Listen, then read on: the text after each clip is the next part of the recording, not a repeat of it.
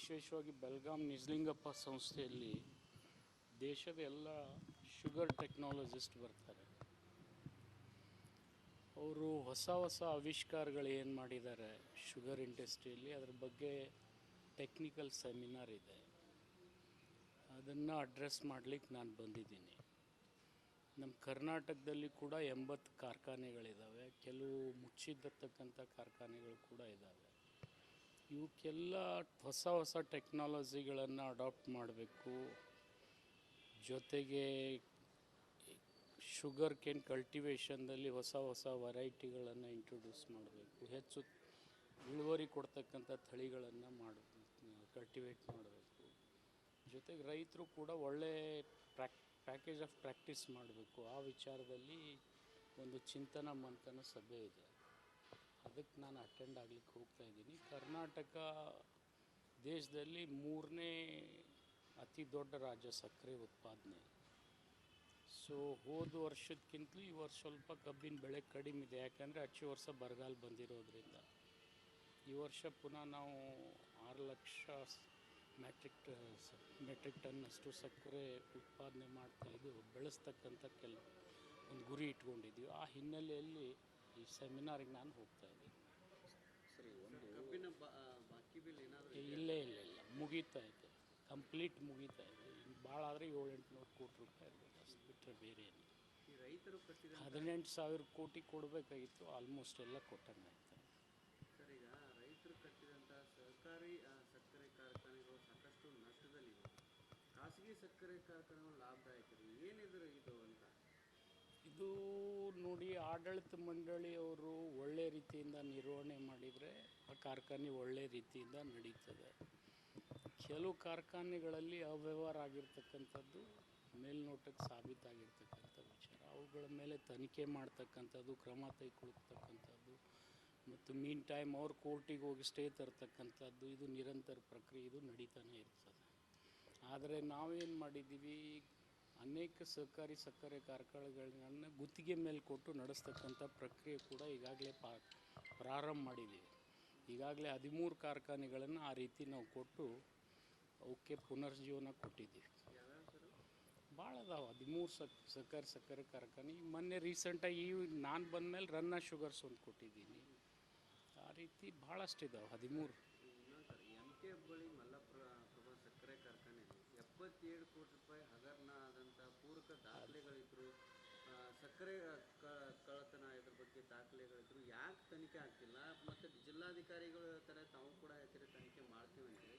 ತನಿಖೆ ಆಗೋದು ಯಾವಾಗ? ತಪ್ಪಿತಸ್ಥರಿಗೆ ಶಿಕ್ಷೆ ಆಗೋದು ಯಾವಾಗ? ಅದು ಮೇಲೆ ಬರೋದು ಯಾವಾಗ ಅಂತ ನೋಡಿ. ತನಿಖೆ ಆಗಿ ನೀವು ಅವ್ರ ಮೇಲೆ ಚಾರ್ಜ್ ಶೀಟ್ ಹಾಕಿದರೂ ಕೂಡ ಒಂದೊಂದು ಸರ್ತಿ ಕೋರ್ಟ್ ಮಧ್ಯಂತರ ಆದೇಶ ನೀಡ್ತದೆ. ಈ ಉದಾಹರಣೆಗೆ ಮಂಡ್ಯದಲ್ಲಿ ಮೈ ಶುಗರ್ನಲ್ಲಿ ಒಬ್ಬ ಚೇರ್ಮನ್ ಮೇಲೆ ಲೋಕಾಯುಕ್ತದವರು ತನಿಖೆ ಮಾಡಿ ಇಷ್ಟು ಅವ್ಯವಹಾರ ಆಗಿದೆ ಅಂತ ಹೇಳಿದ್ದಾರೆ. ಬ್ರಹ್ಮಾವರಂ ಶುಗರ್ ಫ್ಯಾಕ್ಟ್ರಿನಲ್ಲಿ ಅವ್ಯವಹಾರ ಆಗಿದೆ. ಈ ಥರ ಎಲ್ಲೆಲ್ಲಿ ಕೋರ್ಟ್ ಎಲ್ಲೆಲ್ಲಿ ಮಧ್ಯೆ ಪ್ರವೇಶ ಮಾಡ್ತದೆ ಅದಕ್ಕೆ ತಡ ಆಗ್ತದೆ. ಆದಷ್ಟು ನಾವು ಕೂಡ ಕ್ರಮ ಕೈಗೊಳ್ತಕ್ಕಂಥ ಪ್ರಯತ್ನ ಮಾಡ್ತಾರೆ. ಒಂದು ಧಾರವಾಡ ತುರ್ಕಲ್ಕಟ್ಟೆಯಲ್ಲಿ ಈಗ ಸಕ್ಕರೆ ಕಾರ್ಖಾನೆ ಮತ್ತು ಅದಕ್ಕೆ ಸಾಕಷ್ಟು ರೈತರು ಅಲ್ಲಿ ಜಮೀನು ಕೊಟ್ಟು ವಿರೋಧ ಮಾಡುವಂಥ ಕೆಲಸ ಮಾಡ್ತಾ ಇದ್ದಾರೆ. ಮೊದಲು ಜಮೀನು ಕೊಟ್ಟು ಸರ್, ಮೊದಲು ಜಮೀನು ತಗೊಂಡುವಂಥ ಸಂದರ್ಭದಲ್ಲಿ ಬೇರೆ ಫ್ಯಾಕ್ಟ್ರಿ ಅಂತ ಹೇಳಿದ್ರು. ತದನಂತರ ಶುಗರ್ ಫ್ಯಾಕ್ಟ್ರಿ ಅಂದ ತಕ್ಷಣ ಅಲ್ಲಿ ವಿರೋಧ ಮಾಡುವಂಥ ಕೆಲಸ ಆಗ್ತಾ ಇದೆ. ಇಲ್ಲ, ಅದ್ರ ಬಗ್ಗೆ ನಾನು ತನಿಖೆ ನನ್ನ ಕಡೆ ಯಾವುದೇ ದೂರು ಬಂದಿಲ್ಲ. ಬಂದರೆ ಖಂಡಿತ ಅದನ್ನು ಪರಿಶೀಲನೆ ಮಾಡಿಸ್ತೀನಿ. ಕೋವಿಡ್ ಹಗರಣದ ಅಂತಿಮ ವರದಿ ಇವತ್ತಿನ ಸಮಿತಿ ಕೂಡ ವರದಿ ಸಲ್ಲಿಕೆ ಮಾಡುತ್ತೆ. ಅದ್ರ ಬಗ್ಗೆ ನಾನು ಹೇಳೋಕ್ಕಾಗೋದಿಲ್ಲ. ಅದಕ್ಕೆ ಹೆಲ್ತ್ ಮಿನಿಸ್ಟ್ರೇ ಹೇಳ್ತಾರೆ, ನೋಡೋಣ ಅದ್ರದ್ದು ಏನಾಗುತ್ತೆ. ಅಧಿವೇಶನ ಸಂದರ್ಭದಲ್ಲಿ ಪಂಚಮಸಾಲಿಗರ ಮೇಲೆ ಲಾಠಿ ಚಾರ್ಜ್ ಮಾಡಿತ್ತು ಕಾಂಗ್ರೆಸ್ ಸರ್ಕಾರ. ಆ ನಿಟ್ಟಿನಲ್ಲಿ ಪಂಚಮಸಾಲಿಗ ಶ್ರೀಗಳು ಕೋರ್ಟ್ಗೆ ಹೋಗಿದ್ರು. ಈಗ ನ್ಯಾಯಾಂಗ ತನಿಖೆಗೆ ಆದೇಶ ಕೊಟ್ಟಿರುವಂಥದ್ದು ಸರ್. ನ್ಯಾಯಾಂಗ ತನಿಖೆ ಆಗಬೇಕಲ್ಲ, ತಪ್ಪೇನಿದೆ, ಆಗಲಿ. ಓಕೆ, ಪಂಚಮಸಾಲಿ ಅಲ್ಲ, ನ್ಯಾಯಾಂಗ ತನಿಖೆಗೆ ಆದೇಶ ಮಾಡಿದ ಮೇಲೆ ಅದ್ರ ಮೇಲೆ ಕಾಮೆಂಟ್ ಮಾಡೋದು ಸರಿಯಲ್ಲ. ಓಕೆ ಸರ್, ಈಗ ಮಡಿಕೇರಿಯ ವಿನಯ್ ಅದ್ರ ಬಗ್ಗೆ ನನಗೆ ಸಂಬಂಧ ಇಲ್ಲ, ಅದು ನನಗಿಲ್ಲ. ಸರ್ಕಾರದ ಶಾಸಕರು ಕೂಡ ಭಾಗಿಯಾಗಿದ್ದಾರೆ ಇಲ್ಲಿ ನೋಡಿ, ಅದ್ರ ಬಗ್ಗೆ ನೋಡಿ, ಆರೋಪ ಪ್ರತ್ಯಾರೋಪ ದಿನನಿತ್ಯ ಇರ್ತವೆ.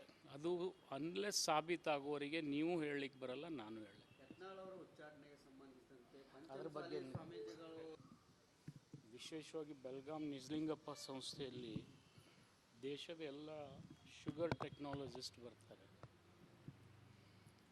ಅವರು ಹೊಸ ಹೊಸ ಆವಿಷ್ಕಾರಗಳು ಏನು ಮಾಡಿದ್ದಾರೆ ಶುಗರ್ ಇಂಡಸ್ಟ್ರಿಯಲ್ಲಿ, ಅದ್ರ ಬಗ್ಗೆ ಟೆಕ್ನಿಕಲ್ ಸೆಮಿನಾರ್ ಇದೆ, ಅದನ್ನು ಅಡ್ರೆಸ್ ಮಾಡಲಿಕ್ಕೆ ನಾನು ಬಂದಿದ್ದೀನಿ. ನಮ್ಮ ಕರ್ನಾಟಕದಲ್ಲಿ ಕೂಡ 80 ಕಾರ್ಖಾನೆಗಳಿದ್ದಾವೆ, ಕೆಲವು ಮುಚ್ಚಿದ್ದತಕ್ಕಂಥ ಕಾರ್ಖಾನೆಗಳು ಕೂಡ ಇದ್ದಾವೆ. ಇವಕ್ಕೆಲ್ಲ ಹೊಸ ಹೊಸ ಟೆಕ್ನಾಲಜಿಗಳನ್ನು ಅಡಾಪ್ಟ್ ಮಾಡಬೇಕು. ಜೊತೆಗೆ ಶುಗರ್ ಕೇನ್ ಕಲ್ಟಿವೇಷನ್ದಲ್ಲಿ ಹೊಸ ಹೊಸ ವೆರೈಟಿಗಳನ್ನು ಇಂಟ್ರೊಡ್ಯೂಸ್ ಮಾಡಬೇಕು, ಹೆಚ್ಚು ಇಳುವರಿ ಕೊಡ್ತಕ್ಕಂಥ ತಳಿಗಳನ್ನು ಕಲ್ಟಿವೇಟ್ ಮಾಡಬೇಕು. ಜೊತೆಗೆ ರೈತರು ಕೂಡ ಒಳ್ಳೆ ಪ್ಯಾಕೇಜ್ ಆಫ್ ಪ್ರಾಕ್ಟೀಸ್ ಮಾಡಬೇಕು. ಆ ವಿಚಾರದಲ್ಲಿ ಒಂದು ಚಿಂತನ ಮಂಥನ ಸಭೆ ಇದೆ, ಅದಕ್ಕೆ ನಾನು ಅಟೆಂಡ್ ಆಗಲಿಕ್ಕೆ ಹೋಗ್ತಾ ಇದ್ದೀನಿ. ಕರ್ನಾಟಕ ದೇಶದಲ್ಲಿ 3ನೇ ಅತಿ ದೊಡ್ಡ ರಾಜ್ಯ ಸಕ್ಕರೆ ಉತ್ಪಾದನೆ. ಸೊ ಹೋದ ವರ್ಷಕ್ಕಿಂತಲೂ ಈ ವರ್ಷ ಸ್ವಲ್ಪ ಕಬ್ಬಿನ ಬೆಳೆ ಕಡಿಮೆ ಇದೆ, ಯಾಕಂದರೆ ಅಚ್ಚು ವರ್ಷ ಬರಗಾಲ ಬಂದಿರೋದ್ರಿಂದ. ಈ ವರ್ಷ ಪುನಃ ನಾವು 6 ಲಕ್ಷ ಮೆಟ್ರಿಕ್ ಟನ್ನಷ್ಟು ಸಕ್ಕರೆ ಉತ್ಪಾದನೆ ಬೆಳೆಸ್ತಕ್ಕಂಥ ಒಂದು ಗುರಿ ಇಟ್ಕೊಂಡಿದ್ದೀವಿ. ಆ ಹಿನ್ನೆಲೆಯಲ್ಲಿ ಈ ಸೆಮಿನಾರಿಗೆ ನಾನು ಹೋಗ್ತಾ ಇದ್ದೀನಿ. ಸರಿ, ಒಂದು ಕಬ್ಬಿನ ಬಾಕಿ ಬಿಲ್ ಏನಾದರೂ ಇಲ್ಲೇ ಇಲ್ಲ, ಮುಗೀತಾ ಇದೆ, ಕಂಪ್ಲೀಟ್ ಮುಗೀತಾ ಇದೆ. ಭಾಳ ಆದರೆ 700-800 ಕೋಟಿ ರೂಪಾಯಿ ಇರ್ಬೋದು, ಅಷ್ಟು ಬಿಟ್ಟರೆ ಬೇರೆ ಏನು. ಈ ರೈತರು ಕಟ್ಟಿದ 18,000 ಕೋಟಿ ಕೊಡಬೇಕಾಗಿತ್ತು, ಆಲ್ಮೋಸ್ಟ್ ಎಲ್ಲ ಕೊಟ್ಟಂಗಾಯ್ತು. ಸರ್, ಈಗ ರೈತರು ಕಟ್ಟಿದಂಥ ಸಹಕಾರಿ ಸಕ್ಕರೆ ಕಾರ್ಖಾನೆಗಳು ಸಾಕಷ್ಟು ನಷ್ಟದಲ್ಲಿವೆ. ಖಾಸಗಿ ಸಕ್ಕರೆ ಕಾರ್ಖಾನೆಗಳು ಲಾಭದಾಯಕ ಏನಿದ್ರು ಇದು ಅಂತ? ಇದು ನೋಡಿ, ಆಡಳಿತ ಮಂಡಳಿಯವರು ಒಳ್ಳೆ ರೀತಿಯಿಂದ ನಿರ್ವಹಣೆ ಮಾಡಿದರೆ ಆ ಕಾರ್ಖಾನೆ ಒಳ್ಳೆ ರೀತಿಯಿಂದ ನಡೀತದೆ. ಕೆಲವು ಕಾರ್ಖಾನೆಗಳಲ್ಲಿ ಅವ್ಯವಹಾರ ಆಗಿರ್ತಕ್ಕಂಥದ್ದು ಮೇಲ್ನೋಟಕ್ಕೆ ಸಾಬೀತಾಗಿರ್ತಕ್ಕಂಥ ವಿಚಾರ, ಅವುಗಳ ಮೇಲೆ ತನಿಖೆ ಮಾಡ್ತಕ್ಕಂಥದ್ದು, ಕ್ರಮ ತೆಗೆದುಕೊಳ್ತಕ್ಕಂಥದ್ದು, ಮತ್ತು ಮೀನ್ ಟೈಮ್ ಅವ್ರು ಕೋರ್ಟಿಗೆ ಹೋಗಿ ಸ್ಟೇ ತರ್ತಕ್ಕಂಥದ್ದು, ಇದು ನಿರಂತರ ಪ್ರಕ್ರಿಯೆ, ಇದು ನಡೀತಾನೆ ಇರ್ತದೆ. ಆದರೆ ನಾವೇನು ಮಾಡಿದ್ದೀವಿ, ಅನೇಕ ಸಹಕಾರಿ ಸಕ್ಕರೆ ಕಾರ್ಖಾನೆಗಳನ್ನು ಗುತ್ತಿಗೆ ಮೇಲೆ ಕೊಟ್ಟು ನಡೆಸ್ತಕ್ಕಂಥ ಪ್ರಕ್ರಿಯೆ ಕೂಡ ಈಗಾಗಲೇ ಪ್ರಾರಂಭ ಮಾಡಿದ್ದೀವಿ. ಈಗಾಗಲೇ 13 ಕಾರ್ಖಾನೆಗಳನ್ನು ಆ ರೀತಿ ನಾವು ಕೊಟ್ಟು ಅವಕ್ಕೆ ಪುನರ್ಜೀವನ ಕೊಟ್ಟಿದ್ದೀವಿ. ಭಾಳ ಅದಾವೆ 13 ಸಹಕಾರಿ ಸಕ್ಕರೆ ಕಾರ್ಖಾನೆ. ಈಗ ಮೊನ್ನೆ ರೀಸೆಂಟಾಗಿ ನಾನು ಬಂದಮೇಲೆ ರನ್ನ ಶುಗರ್ಸ್ ಒಂದು ಕೊಟ್ಟಿದ್ದೀನಿ. ಆ ರೀತಿ ಭಾಳಷ್ಟಿದ್ದಾವೆ, 13. ಇನ್ನೊಂದು ಸರ್, MK ಮಲ್ಲಪ್ರಭಾ ಸಕ್ಕರೆ ಕಾರ್ಖಾನೆಯಲ್ಲಿ 77 ಕೋಟಿ ರೂಪಾಯಿ ಹಗರಣ ಆದಂಥ ಪೂರಕ ದಾಖಲೆಗಳಿದ್ರು, ಸಕ್ಕರೆ ಕಳ್ಳತನ ಇದ್ರ ಬಗ್ಗೆ ದಾಖಲೆಗಳಿದ್ರು, ಯಾಕೆ ತನಿಖೆ ಆಗ್ತಿಲ್ಲ? ಮತ್ತು ಜಿಲ್ಲಾಧಿಕಾರಿಗಳು ಥರ ತಾವು ಕೂಡ ಹೇಳ್ತೀರಿ ತನಿಖೆ ಮಾಡ್ತೀವಿ ಅಂತೇಳಿ. ತನಿಖೆ ಆಗೋದು ಯಾವಾಗ? ತಪ್ಪಿತಸ್ಥರಿಗೆ ಶಿಕ್ಷೆ ಆಗೋದು ಯಾವಾಗ? ಅದು ಮೇಲೆ ಬರೋದು ಯಾವಾಗ ಅಂತ? ನೋಡಿ, ತನಿಖೆ ಆಗಿ ನೀವು ಅವ್ರ ಮೇಲೆ ಚಾರ್ಜ್ ಶೀಟ್ ಹಾಕಿದರೂ ಕೂಡ ಒಂದೊಂದು ಸರ್ತಿ ಕೋರ್ಟ್ ಮಧ್ಯಂತರ ಆದೇಶ ನೀಡ್ತದೆ. ಈ ಉದಾಹರಣೆಗೆ ಮಂಡ್ಯದಲ್ಲಿ ಮೈ ಶುಗರ್ನಲ್ಲಿ ಒಬ್ಬ ಚೇರ್ಮನ್ ಮೇಲೆ ಲೋಕಾಯುಕ್ತದವರು ತನಿಖೆ ಮಾಡಿ ಇಷ್ಟು ಅವ್ಯವಹಾರ ಆಗಿದೆ ಅಂತ ಹೇಳಿದ್ದಾರೆ. ಬ್ರಹ್ಮಾವರಂ ಶುಗರ್ ಫ್ಯಾಕ್ಟ್ರಿನಲ್ಲಿ ಅವ್ಯವಹಾರ ಆಗಿದೆ. ಈ ಥರ ಎಲ್ಲೆಲ್ಲಿ ಕೋರ್ಟ್ ಎಲ್ಲೆಲ್ಲಿ ಮಧ್ಯೆ ಪ್ರವೇಶ ಮಾಡ್ತದೆ, ಅದಕ್ಕೆ ತಡ ಆಗ್ತದೆ. ಆದಷ್ಟು ನಾವು ಕೂಡ ಕ್ರಮ ಕೈಗೊಳ್ತಕ್ಕಂಥ ಪ್ರಯತ್ನ ಮಾಡ್ತಾರೆ. ಒಂದು ಧಾರವಾಡ ತುರ್ಕಲ್ಕಟ್ಟೆಯಲ್ಲಿ ಈಗ ಸಕ್ಕರೆ ಕಾರ್ಖಾನೆ ಬಳಕೆ ಮತ್ತು ಅದಕ್ಕೆ ಸಾಕಷ್ಟು ರೈತರು ಅಲ್ಲಿ ಜಮೀನು ಕೊಟ್ಟು ವಿರೋಧ ಮಾಡುವಂಥ ಕೆಲಸ ಮಾಡ್ತಾ ಇದ್ದಾರೆ. ಮೊದಲು ಜಮೀನು ಕೊಟ್ಟು ಸರ್, ಮೊದಲು ಜಮೀನು ತಗೊಂಡುವಂಥ ಸಂದರ್ಭದಲ್ಲಿ ಬೇರೆ ಫ್ಯಾಕ್ಟ್ರಿ ಅಂತ ಹೇಳಿದ್ರು. ತದನಂತರ ಶುಗರ್ ಫ್ಯಾಕ್ಟ್ರಿ ಅಂದ ತಕ್ಷಣ ಅಲ್ಲಿ ವಿರೋಧ ಮಾಡುವಂಥ ಕೆಲಸ ಆಗ್ತಾ ಇದೆ.